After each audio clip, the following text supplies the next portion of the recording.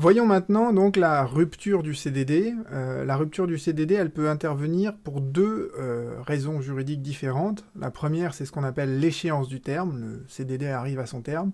Et vous avez une rupture qui intervient avant le terme, c'est ce qu'on appelle la rupture anticipée.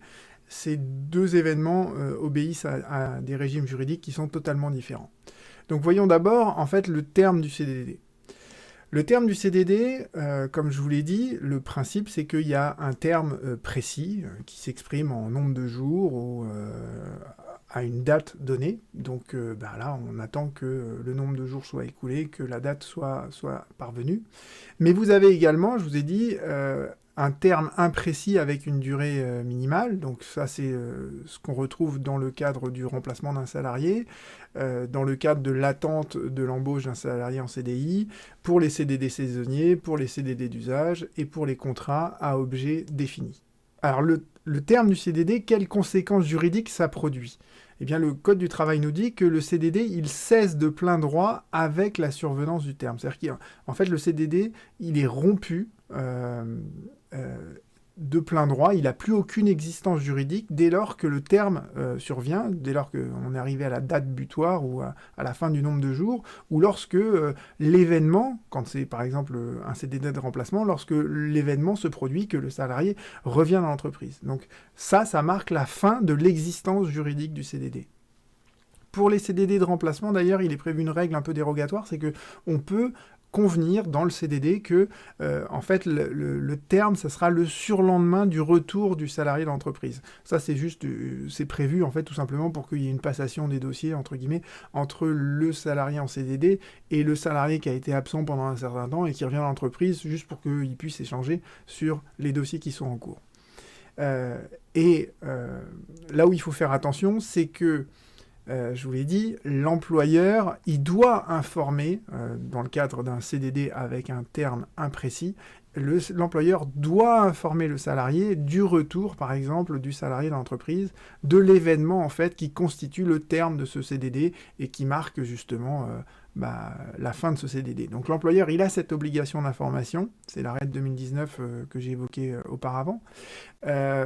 Inconvénient pour le salarié, c'est que parfois le salarié est là depuis très très longtemps et l'employeur n'a pas de délai de prévenance particulier à respecter. Donc du jour au lendemain, le salarié peut se voir annoncer que à partir de demain, il ne pourra plus remettre les pieds dans l'entreprise. Et autre chose auquel la Cour de cassation est très très attentive, c'est que il est interdit aux salariés en CDD de travailler après le terme de ce CDD. D'accord ? Il est interdit aux salariés de travailler ne serait-ce qu'une journée parce que dans ces cas-là, il y a une requalification du CDD en CDI. Et c'est d'ailleurs ce qu'on va voir maintenant, c'est qu'est-ce qui se passe en fait s'il y a une poursuite de l'exécution du contrat de travail après l'échéance du terme. Et la loi, de ce point de vue-là, elle est extrêmement claire. Elle nous dit que le contrat de travail à durée déterminée devient un contrat à durée indéterminée. Et la Cour de cassation est venue nous préciser une chose, c'est que dans ce cas-là, le salarié va garder son ancienneté. Donc s'il a eu un CDD pendant, mettons, 12 mois, un an, et que ça continue sous la forme d'une relation de travail à durée indéterminée, eh bien, dès le premier jour de cette relation à durée indéterminée, il aura quand même une ancienneté de 1 an qui remonte à la conclusion de son contrat à durée déterminée.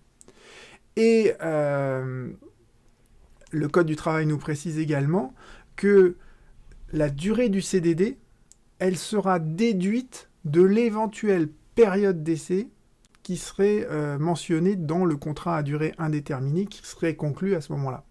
Parce que, de deux choses l'une en fait, soit le CDD donc arrive à son terme et l'employeur et le salarié ne concluent pas de contrat de travail et simplement le salarié continue à travailler et dans ce cas-là, en fait, on est en présence d'un contrat de travail à durée indéterminée qui a été conclu verbalement, soit l'employeur veut y mettre entre guillemets les formes et à la fin du CDD, en fait, il va proposer au salarié de conclure un CDI. Et bien dans ce cas-là, en fait, ce CDI reprend l'ancienneté antérieure et il peut prévoir une période d'essai, mais on décompte en fait la durée du CDD de la période d'essai. Et la jurisprudence, de ce point de vue-là, elle est extrêmement claire.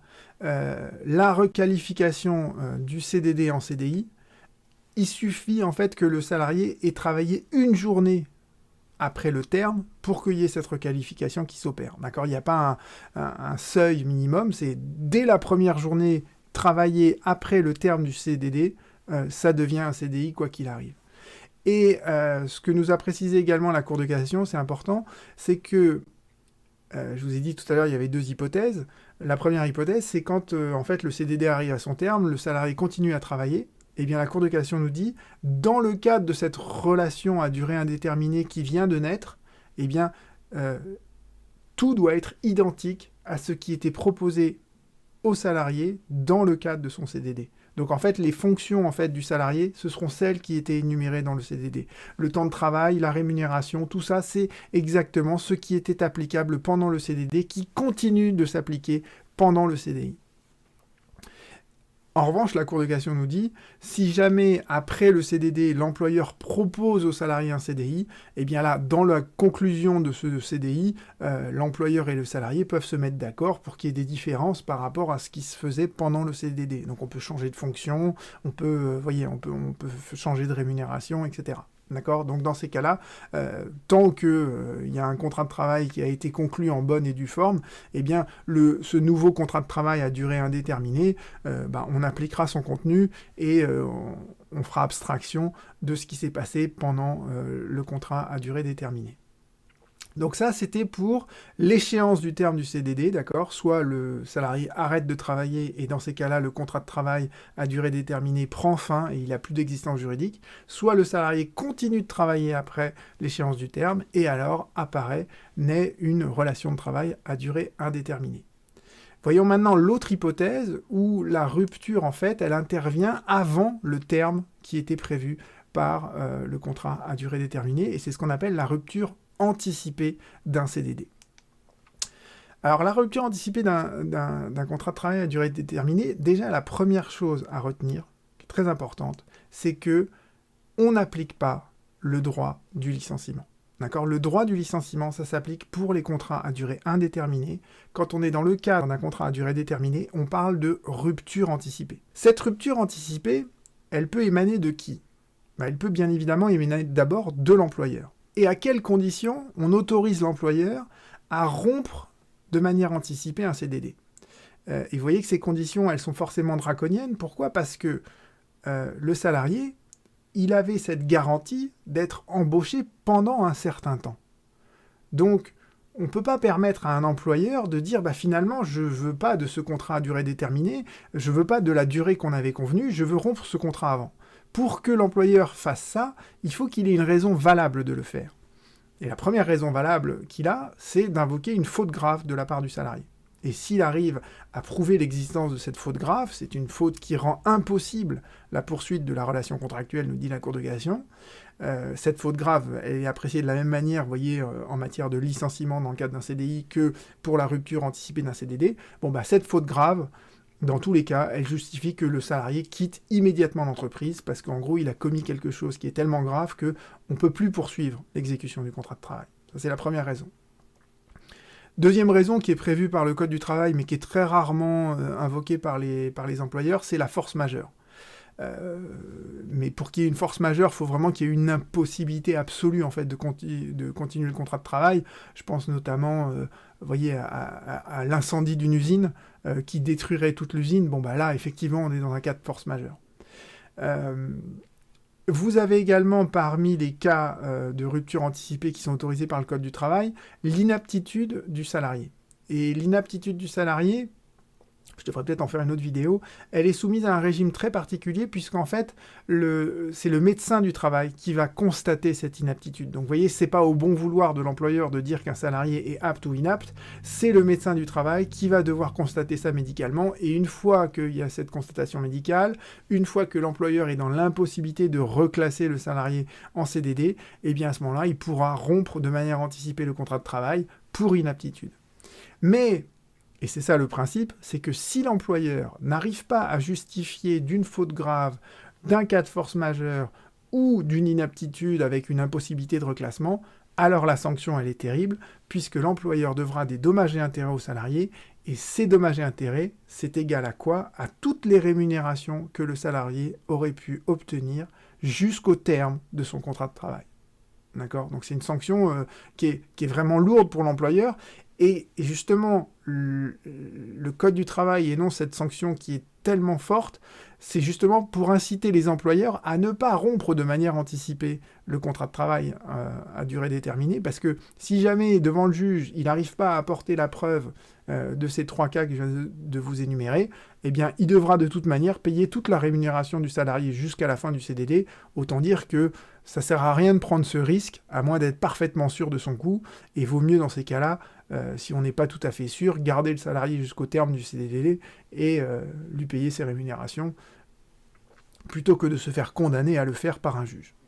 Donc ça, c'est la rupture anticipée du contrat de travail à l'initiative de l'employeur. Mais le Code du travail admet également que le salarié peut prendre l'initiative de la rupture de son contrat de travail à durée déterminée.